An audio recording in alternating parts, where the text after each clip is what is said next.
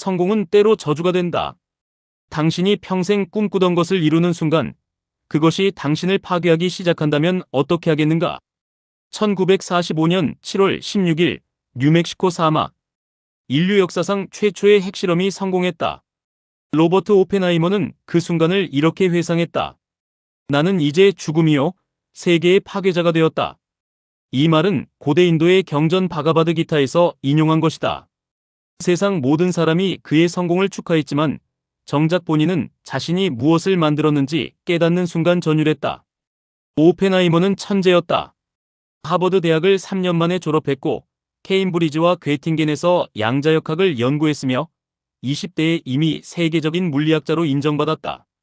그의 머릿속에는 우주의 비밀이 들어있었고 그의 손에는 원자를 다루는 능력이 있었다. 미국 정부는 그에게 불가능한 임무를 맡겼다.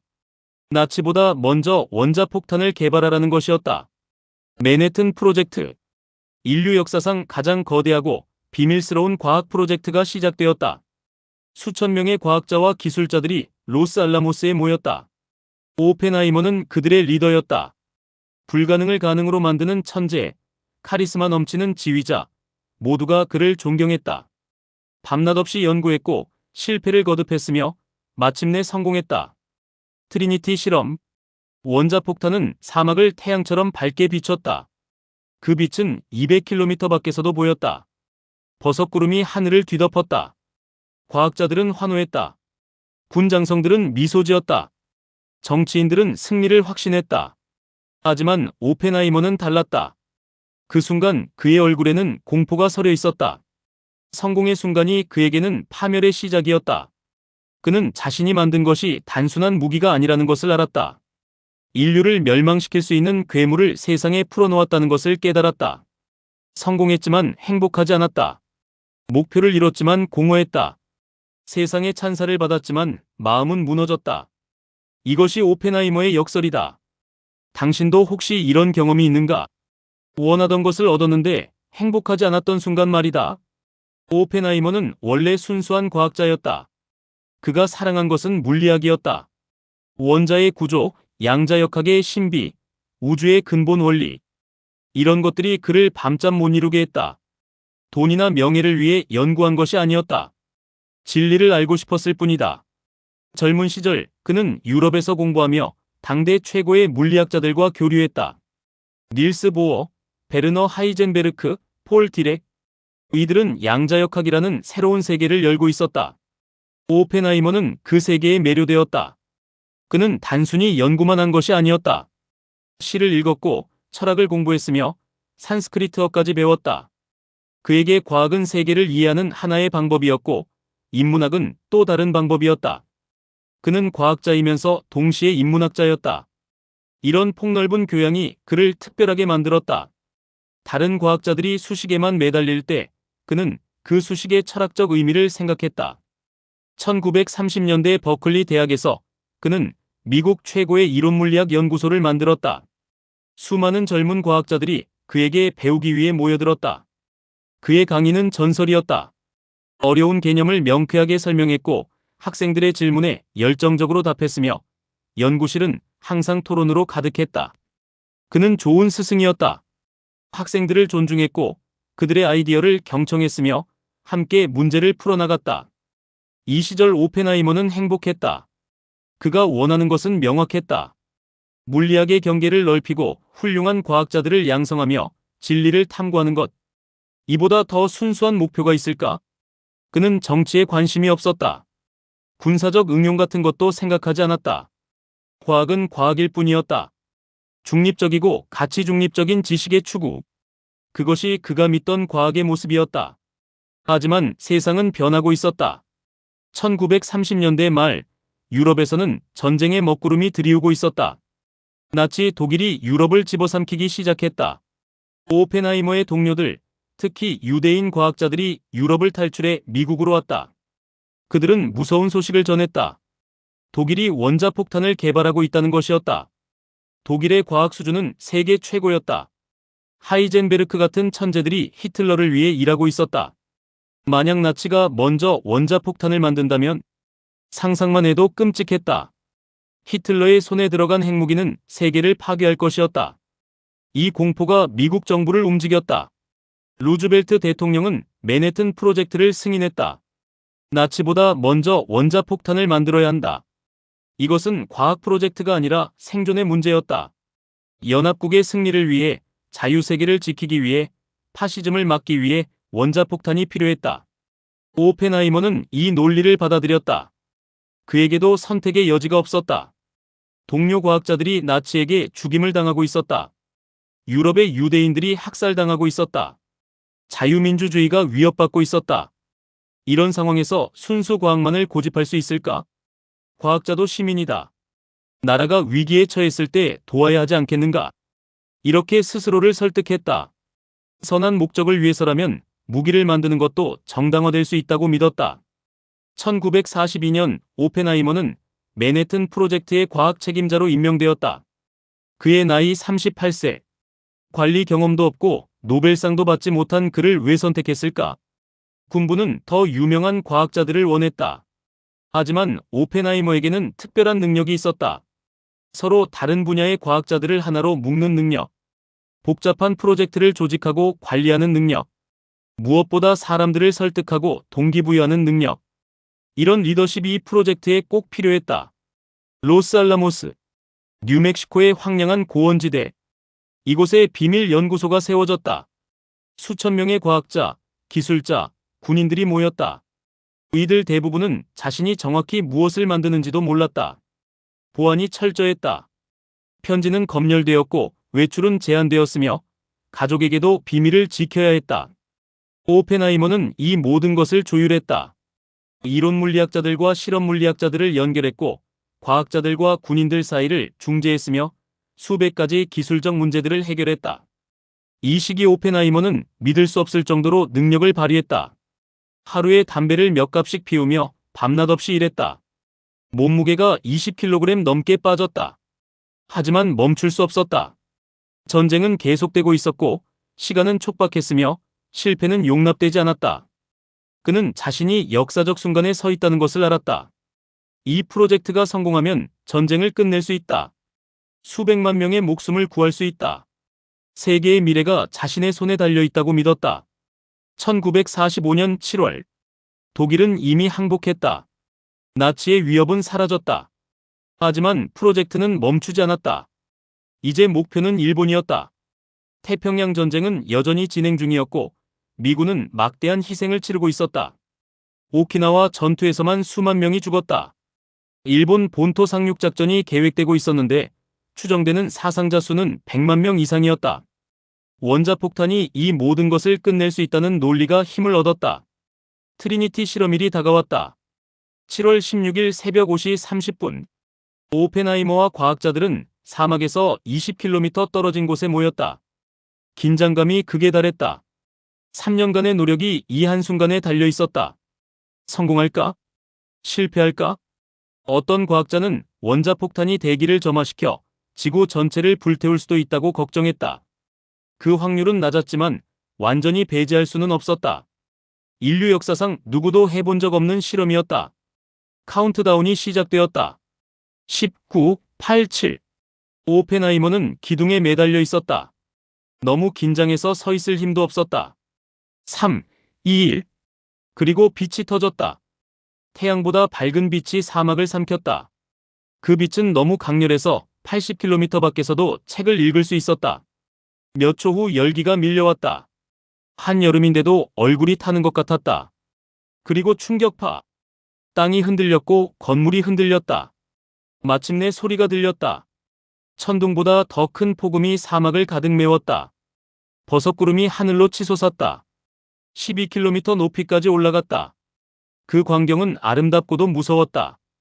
과학자들은 서로 껴안으며 환호했다. 성공했다. 불가능하다던 것을 해냈다. 인간의 지성이 자연의 가장 깊은 비밀을 풀어냈다. 이것은 과학의 승리였다. 연합국의 승리였다. 자유세계의 승리였다. 장군들은 악수를 나눴다. 정치인들은 전화기를 들었다. 역사가 바뀌는 순간이었다. 하지만 오펜하이머는 환호하지 않았다. 그는 멍하니 서서 버섯구름을 바라보고 있었다. 동료가 다가와 축하한다고 말했지만 그는 제대로 대답하지 못했다. 그의 머릿속에는 바가바드 기타의 한 구절이 울려 퍼지고 있었다. 나는 이제 죽음이요, 세계의 파괴자가 되었다. 이 말은 힌두교 신화에서 비슈누 신이 자신의 진정한 모습을 드러낼 때 한 말이다. 비슈누는 시간의 신이며 모든 것을 파괴하는 신이다. 오펜하이머는 자신이 그와 같은 존재가 되었다고 느꼈다. 나중에 그는 이렇게 말했다. 우리는 그 순간 세상이 예전과 같지 않을 것임을 알았다. 몇 사람은 웃었고 몇 사람은 울었다. 대부분은 침묵했다. 성공의 순간에 웃지 않고 울거나 침묵한다는 것은 무엇을 의미하는가? 그들은 자신들이 무엇을 만들었는지 깨달았다. 이것은 단순한 무기가 아니었다. 문명을 파괴할 수 있는 힘이었다. 인류를 멸종시킬 수 있는 능력이었다. 판도라의 상자를 연 것이다. 폭탄의 위력은 예상을 뛰어넘었다. TNT 2만 톤에 해당하는 폭발력. 폭심지의 모래가 녹아 초록색 유리가 되었다. 트리니티 타이트라고 불리는 이 물질은 지구상에 존재하지 않던 새로운 광물이었다. 인간이 지구의 지질학적 구조까지 바꿔버린 것이다. 폭발 지점으로부터 6km 이내의 모든 생명체가 즉사했다. 방사능은 수십 킬로미터까지 퍼져나갔다. 오펜하이머는 이 데이터를 보며 섬뜩함을 느꼈다. 며칠 후 트루먼 대통령이 포츠담에서 스탈린에게 말했다. 우리는 엄청나게 파괴적인 새로운 무기를 가지고 있다. 스탈린은 무표정하게 고개를 끄덕였다. 사실 소련의 스파이들은 이미 맨해튼 프로젝트에 대해 알고 있었다. 핵무기 경쟁이 시작되는 순간이었다. 오펜하이머가 우려했던 일이 현실이 되고 있었다. 원자폭탄은 전쟁을 끝내는 것이 아니라 새로운 전쟁을 준비하는 도구가 되었다. 8월 6일, 히로시마의 첫 번째 원자폭탄 리틀보이가 투하되었다. 도시 전체가 한순간에 사라졌다. 14만 명이 죽었다. 8월 9일, 나가사키의 두 번째 원자폭탄 펜맨이 떨어졌다. 7만 명이 추가로 죽었다. 8월 15일, 일본이 항복했다. 전쟁이 끝났다. 미국 전역이 환호했다. 군인들이 집으로 돌아왔다. 가족들이 재회했다. 오펜하이머는 영웅이 되었다. 신문은 그를 찬양했고 대중은 그에게 감사했으며 정부는 그를 지켜세웠다. 하지만 오펜하이머 자신은 달랐다. 그는 히로시마와 나가사키의 사진들을 보았다. 타버린 시신들, 녹아내린 건물들, 그림자만 남은 사람들, 방사능에 고통받는 생존자들. 이것이 자신의 작품이었다. 자신의 손으로 만든 무기가 수십만 명을 학살했다. 전쟁을 끝냈다는 명분이 있었지만 그 명분이 죄책감을 지워주지는 못했다. 밤마다 악몽을 꾸었다. 죽은 사람들의 얼굴이 나타났다. 손에는 피가 묻어 있는 것 같았다. 전쟁이 끝난 후 오펜하이머는 워싱턴으로 불려갔다. 트루먼 대통령과의 회동이었다. 대통령은 그에게 감사를 표했다. 당신이 전쟁을 끝냈소. 하지만 오펜하이머는 이렇게 대답했다. 카카, 제 손에는 피가 묻어 있습니다. 트루먼은 당황했다. 이게 무슨 소리인가? 전쟁을 이긴 영웅이 죄책감을 느끼다니? 대통령은 화를 냈다. 피가 묻은 손은 내 손이요. 명령한 사람은 나요. 당신은 그저 폭탄을 만들었을 뿐이요. 회의가 끝나고 트루먼은 보좌관에게 말했다. 그 한심한 울보를 다시는 이 사무실에 들이지 마시오. 대통령은 오펜하이머를 이해하지 못했다. 정치인의 논리와 과학자의 양심은 달랐다. 트루먼에게 원자폭탄은 전쟁을 끝낸 도구였다. 수많은 미군의 목숨을 구한 영웅적 결단이었다. 하지만 오펜하이머에게는 달랐다. 그는 자신이 만든 것의 진정한 의미를 알았다. 이것은 단순한 무기가 아니라 인류의 미래를 바꿀 힘이었다. 오펜하이머는 공개적으로 말하기 시작했다. 물리학자들은 죄를 알게 되었습니다. 이 말은 과학계에 충격을 주었다. 과학이 무슨 죄가 있는가? 과학은 가치 중립적이지 않은가? 그러나 오펜하이머의 생각은 달랐다. 과학자는 자신의 연구 결과가 어떻게 사용될지 책임을 져야 한다. 순수한 지식 추구라는 명분으로 도덕적 책임을 회피할 수 없다. 원자폭탄을 만든 과학자들은 그 결과에 대해 평생 책임을 져야 한다. 이 생각은 많은 동료 과학자들을 불편하게 만들었다. 어떤 이들은 오펜하이머가 과민 반응하고 있다고 생각했다. 전쟁은 끝났고 미국은 승리했으며 자유민주주의가 지켜졌다. 이것으로 충분하지 않은가? 왜 스스로를 괴롭히는가? 하지만 오펜하이머는 멈출 수 없었다. 그는 핵무기가 인류에게 끼칠 영향을 누구보다 잘 알았다. 히로시마와 나가사키는 시작에 불과했다. 더 강력한 폭탄들이 개발될 것이고 더 많은 나라들이 핵무기를 갖게 될 것이며 언젠가는 인류를 멸망시킬 수도 있었다. 1945년 말 오펜하이머는 로스알라모스를 떠났다. 그곳에서 더 이상 일할 수 없었다. 연구소는 계속해서 더 강력한 무기를 개발하고 있었다. 수소폭탄 프로젝트가 논의되고 있었다. 수소폭탄은 원자폭탄보다 수백 배 더 강력했다. 오펜하이머는 이것에 반대했다. 우리는 이미 충분히 파괴적인 무기를 가지고 있습니다. 왜 더 큰 괴물을 만들어야 합니까? 하지만 군부와 일부 과학자들은 그의 말을 듣지 않았다. 소련도 핵무기를 개발하고 있었다. 경쟁에서 뒤처질 수 없었다. 프린스턴 고등연구소의 소장이 된 오펜하이머는 다시 순수 이론물리학으로 돌아가려 했다. 하지만 과거는 그를 놓아주지 않았다. 그는 여전히 미국 원자력위원회의 자문위원이었고 정부는 계속해서 그의 의견을 물었다. 핵정책, 핵확산, 국제협력. 이런 문제들에서 그의 목소리는 중요했다. 그는 국제적 핵통제를 주장했다. 핵무기를 유엔의 관리하에 두어야 한다고 믿었다. 그래야만 핵전쟁을 막을 수 있다고 생각했다. 하지만 냉전이 시작되었다. 소련과 미국의 관계가 급속도로 악화되었다. 국제협력 같은 것은 비현실적인 꿈이 되어버렸다. 미국은 핵 우위를 유지하는 데만 관심이 있었다. 소련은 미국을 따라잡기 위해 전력을 다했다. 핵무기 경쟁이 가속화되었다. 오펜하이머가 우려했던 최악의 시나리오가 현실이 되고 있었다. 그는 무력감을 느꼈다. 자신이 만든 괴물을 통제할 수 없었다. 1949년 8월 소련이 첫 핵실험에 성공했다. 미국의 핵독점이 끝났다. 충격이었다. 미국 정부는 예상보다 훨씬 빨랐다고 생각했다. 어떻게 소련이 이렇게 빨리 따라잡았을까? 스파이가 있었다. 클라우스 푹스, 데이비드 그린글라스 같은 사람들이 맨해튼 프로젝트의 비밀을 소련에 넘겼다. 미국 사회는 스파이 공포증에 휩싸였다. 메카시즘이 시작되었다. 공산주의자 사냥이 벌어졌다. 오펜하이머도 의심의 대상이 되었다. 그의 과거가 문제였다. 1930년대에 그는 좌파 지식인들과 교류했다. 스페인 내전을 지원하는 단체에 기부했다. 동생과 아내는 공산당원이었다. 물론 오펜하이머 자신은 공산당에 가입한 적이 없었다. 하지만 냉전 시대의 편집증적 분위기에서 이런 과거는 치명적이었다. 그는 안보 위협으로 분류되기 시작했다. FBI가 그를 감시했다. 전화가 도청되었고 집이 수색당했으며 동료들이 신문받았다. 가장 큰 문제는 수소폭탄 반대였다. 오펜하이머는 수소폭탄 개발을 지연시키려 했다. 그는 이것이 인류에게 너무 위험하다고 생각했다. 하지만 에드워드 텔러 같은 과학자들은 강력하게 추진했다. 소련이 먼저 만들면 어떡하겠는가? 미국이 뒤처지면 안 된다. 오펜하이머의 반대는 애국심의 결여로 비춰졌다. 어쩌면 그는 소련의 스파이일지도 모른다는 의심까지 생겼다. 1953년 드와이트 아이젠하워 대통령이 취임했다.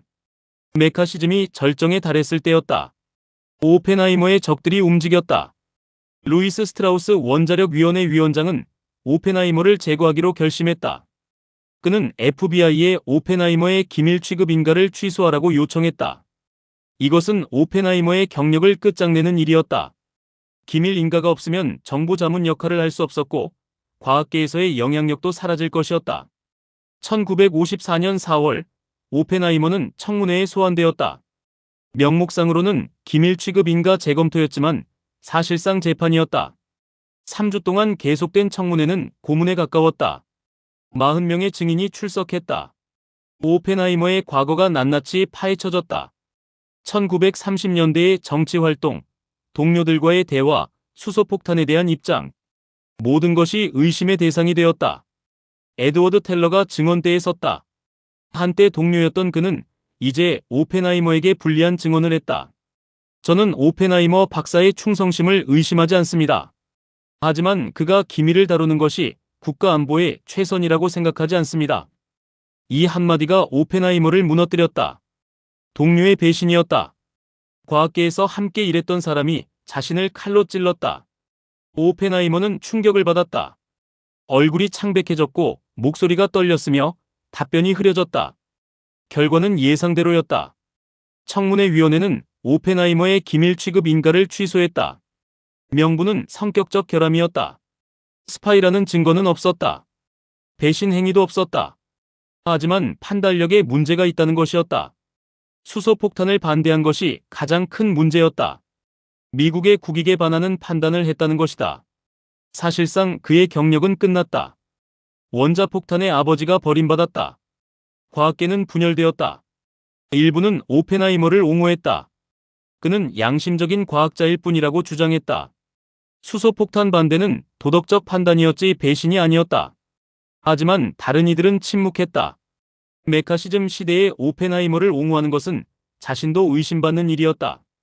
경력이 위태로워질 수 있었다. 자기 보신이 우선이었다. 오펜하이머는 고립되었다. 한때 수천 명의 과학자들을 이끌던 그가 이제는 혼자였다. 대중의 반응도 냉담했다. 미국인들은 핵무기가 자신들을 안전하게 지켜준다고 믿었다. 소련의 위협은 실제적이었다. 핵 우위를 유지하는 것이 생존의 문제였다. 이런 상황에서 수소폭탄을 반대한 오펜하이머는 이해받지 못했다. 어쩌면 그는 너무 나약한 것 아닌가? 과학자가 감상적인 도덕론에 빠져서는 안 된다. 국가의 안보가 더 중요하다. 이것이 당시의 주류 여론이었다. 오펜하이머는 프린스턴 고등연구소로 돌아갔다. 그는 여전히 소장이었다. 하지만 예전 같지 않았다. 영향력이 사라졌다. 정부 자문을 할 수 없었고 기밀 정보에 접근할 수 없었으며 중요한 결정에서 배제되었다. 그는 이론 물리학 연구로 돌아가려 했다. 하지만 집중할 수 없었다. 과거가 그를 괴롭혔다. 청문회의 기억, 동료의 배신, 대중의 외면. 이런 것들이 밤낮으로 그를 따라다녔다. 술을 많이 마셨다. 담배는 끊을 수 없었다. 건강이 악화되었다. 한때 카리스마 넘치던 모습은 사라졌다. 수척해지고 늙어 보였다. 40대였지만 60대처럼 보였다. 사람들은 그를 보며 안타까워했다. 한때 그토록 빛났던 천재가 이렇게 무너질 줄은 아무도 몰랐다. 성공이 그를 높이 올렸지만 그 성공이 그를 파괴했다. 원하던 것을 얻었지만 모든 것을 잃었다. 오펜하이머는 강연을 계속했다. 핵무기의 위험성, 과학자의 책임, 국제협력의 필요성. 이런 주제들을 반복했다. 사람들은 그의 말을 들었다. 하지만 아무것도 변하지 않았다.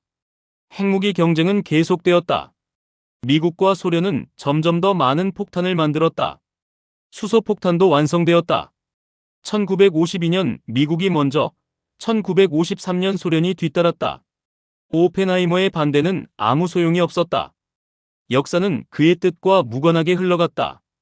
1962년 쿠바 미사일 위기가 발생했다. 세계는 핵전쟁 직전까지 갔다. 케네디 대통령과 흐루쇼프 서기장이 팽팽하게 대치했다. 13일간의 위기.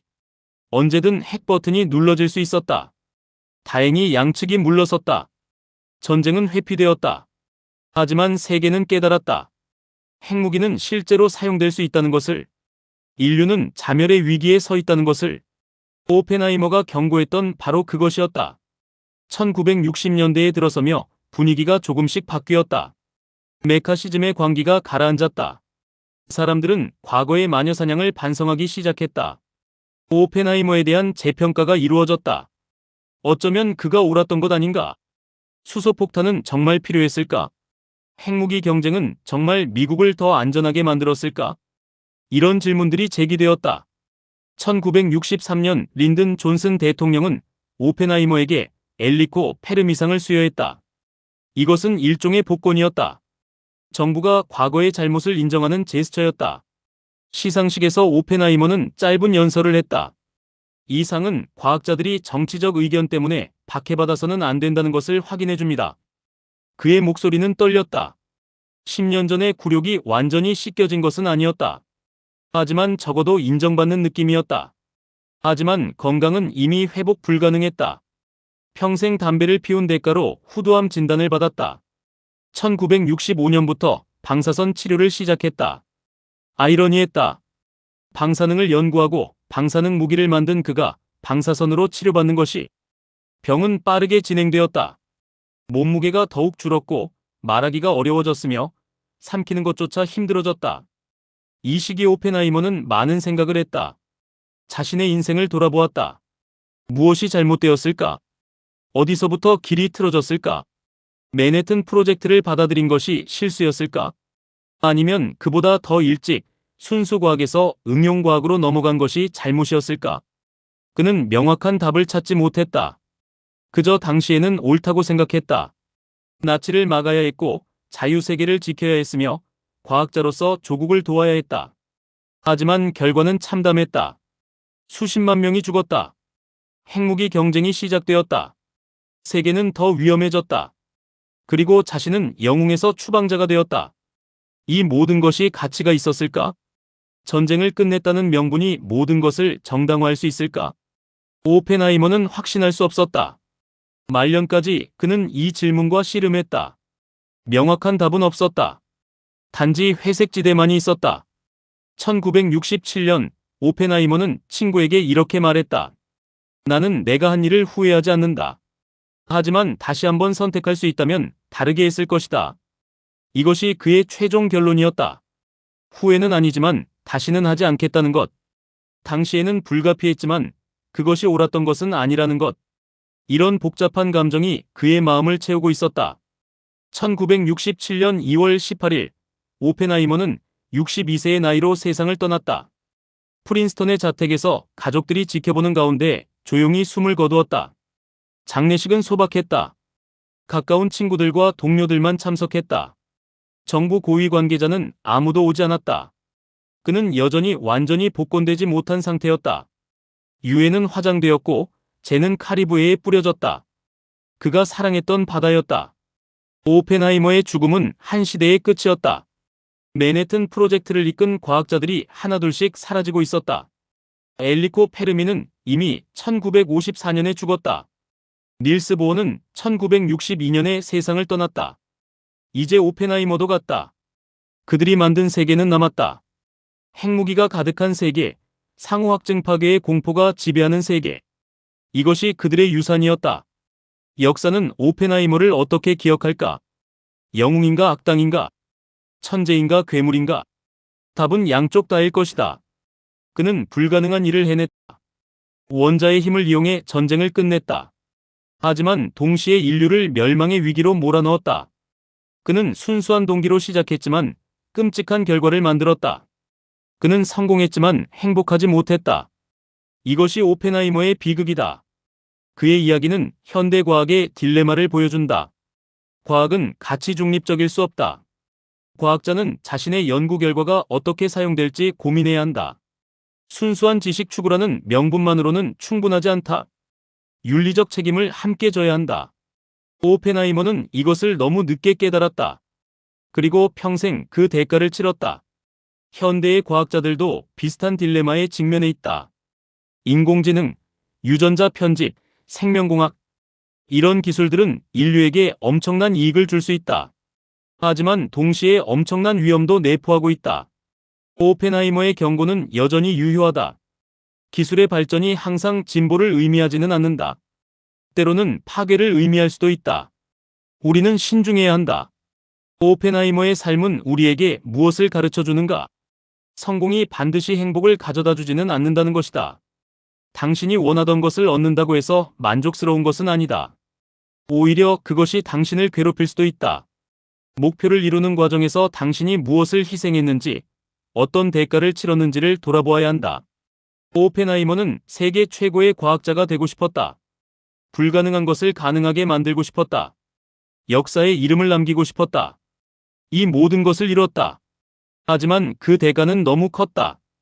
평생의 죄책감, 동료의 배신, 대중의 외면, 그리고 무엇보다 자신이 만든 것이 인류를 위협한다는 공포. 이것이 성공의 이면이었다. 당신의 목표는 무엇인가? 돈을 많이 버는 것? 높은 지위에 오르는 것? 유명해지는 것? 이런 것들을 이룬다고 해서 행복해질 것이라고 확신하는가? 오펜하이머의 예를 보라. 그는 모든 것을 가졌지만 행복하지 못했다. 외적인 성공이 내적인 평화를 보장하지 않는다. 오히려 성공이 클수록 책임도 커지고 부담도 커지며 상실감도 커진다. 진정한 성공은 무엇인가? 그것은 당신이 이루고 싶은 것을 이루는 것이 아니다. 당신이 이룬 것에 대해 평안할 수 있는 것이다. 밤에 잠들 때 양심에 찔리지 않는 것이다. 거울을 볼 때 자신을 존중할 수 있는 것이다. 오펜하이머는 이런 평안을 얻지 못했다.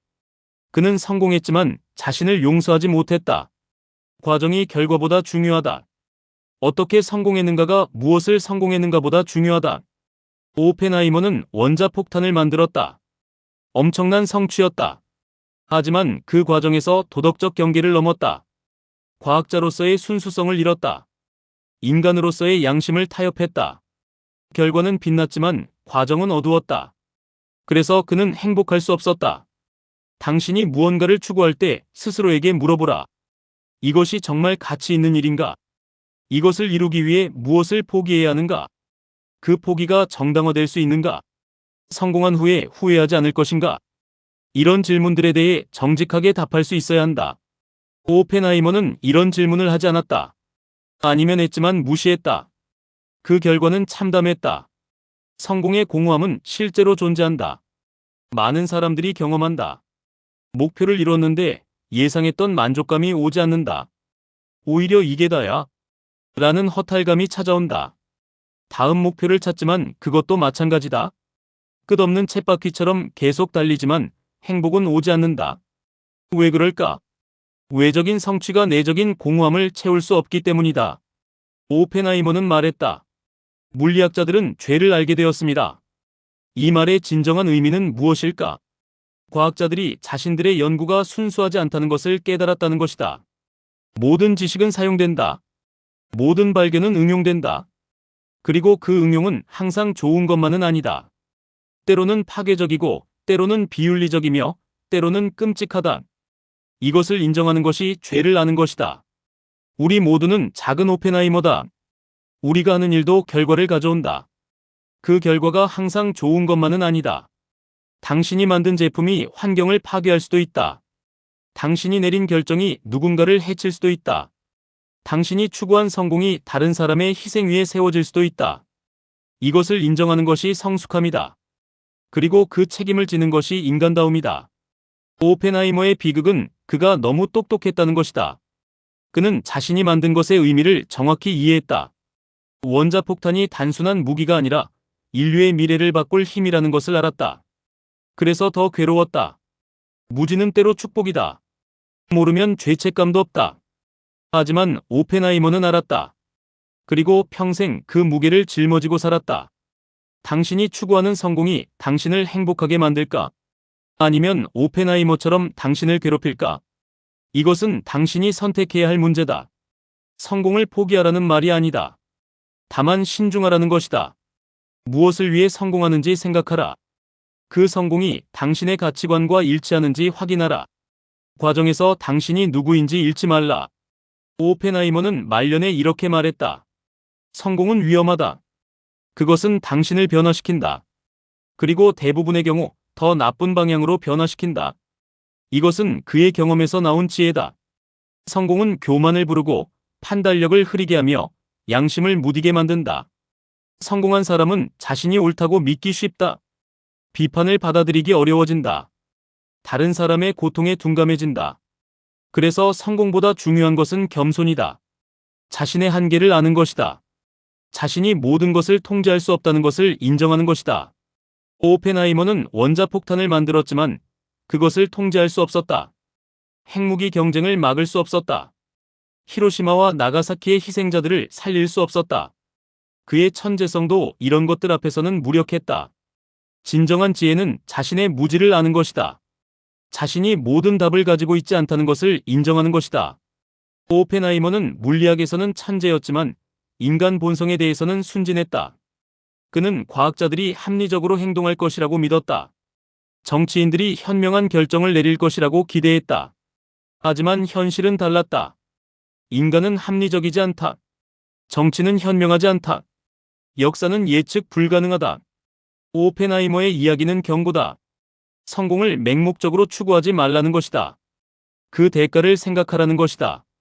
당신이 얻는 것만큼 잃는 것도 있다. 당신이 오르는 만큼 떨어질 위험도 있다. 성공은 축복이면서 동시에 저주일 수 있다. 이것을 이해하는 것이 성숙한 인간이 되는 길이다. 마지막으로 오펜하이머가 남긴 가장 중요한 교훈은 이것이다. 당신이 만든 것에 책임을 져라. 당신의 행동이 가져올 결과를 생각하라. 성공의 순간에도 겸손하라.